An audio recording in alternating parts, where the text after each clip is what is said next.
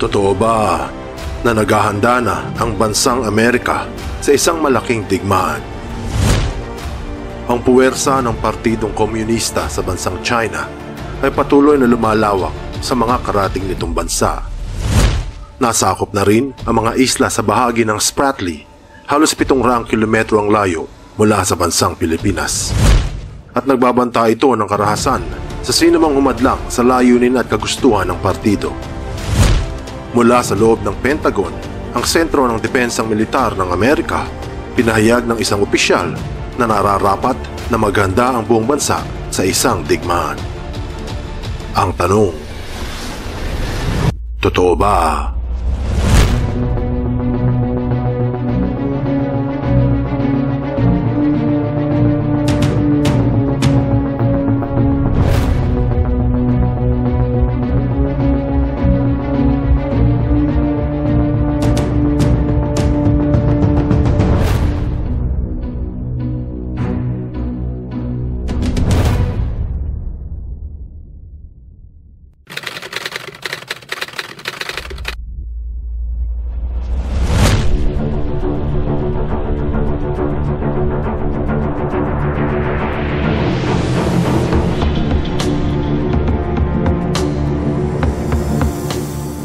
Ayon sa South China Morning Post, kailangan maging handa ang militar ng Amerika sa isang engkwentro laban sa bansang China.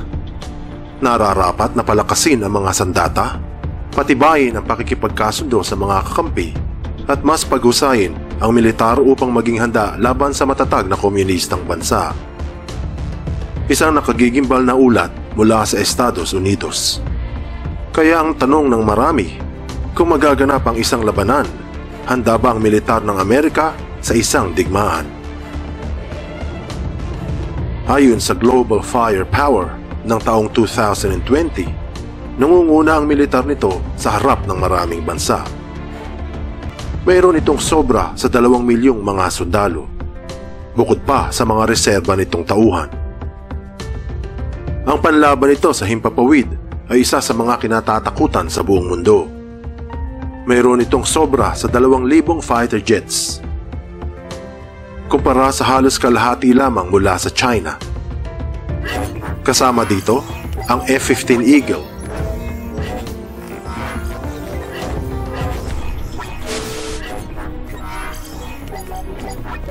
F-15E Strike Eagle,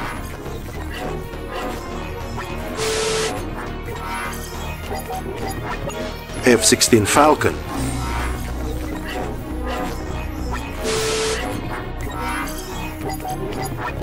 F-22 Raptor,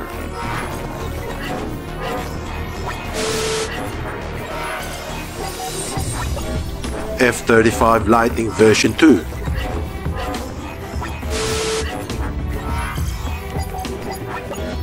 FA-18 Hornet,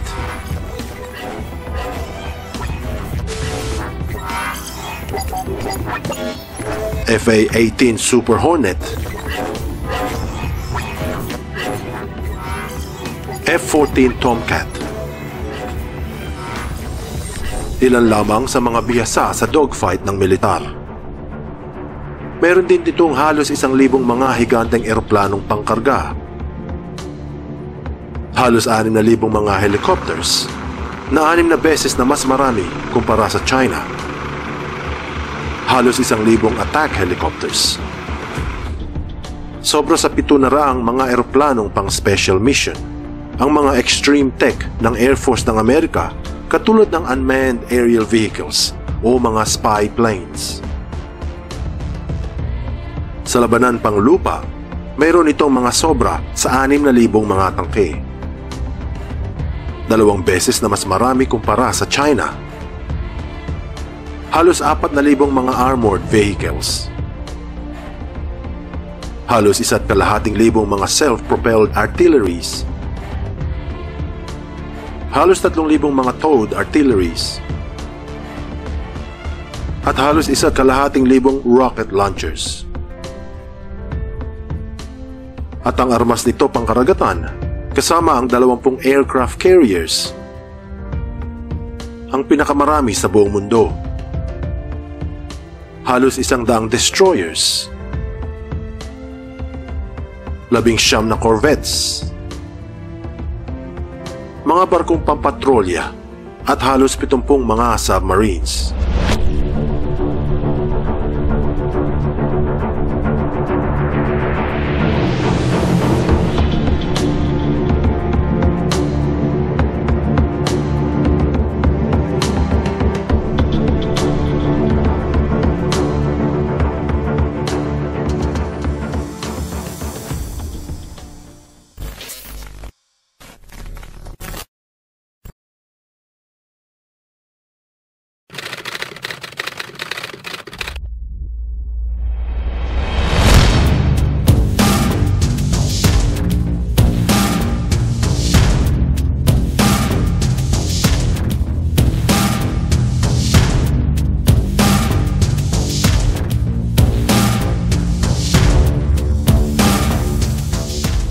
Ayon sa Popular Mechanics, totoo na ang hukbong sandatahang pangkaragatan ng China ay ang pinakamalaki sa buong mundo.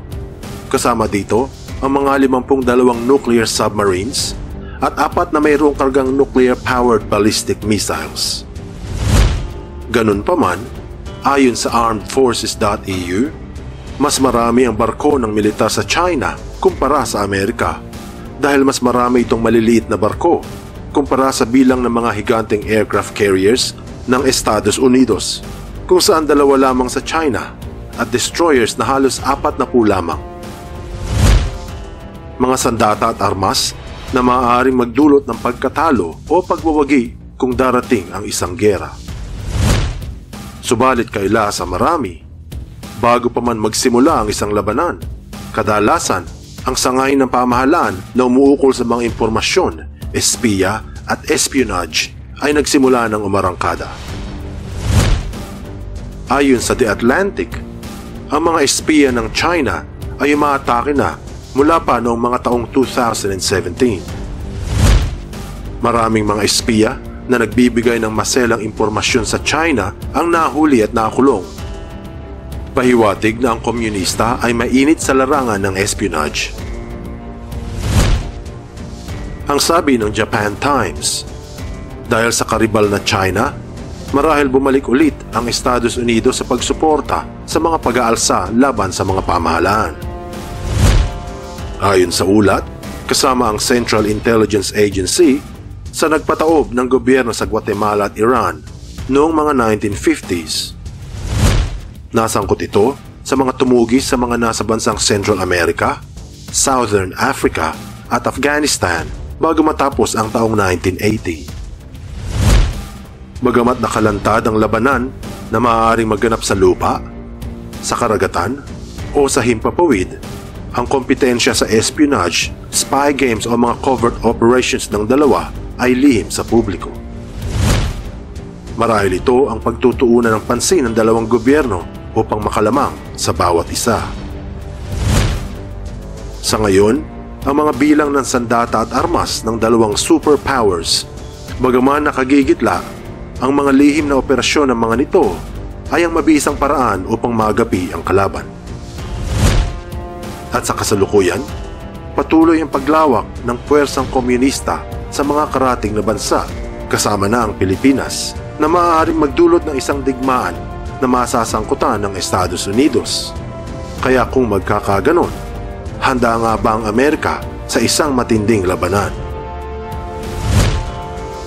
Mayroong mga naniniwala at mayroon din namang naghihinala. Ang tanong, totoo ba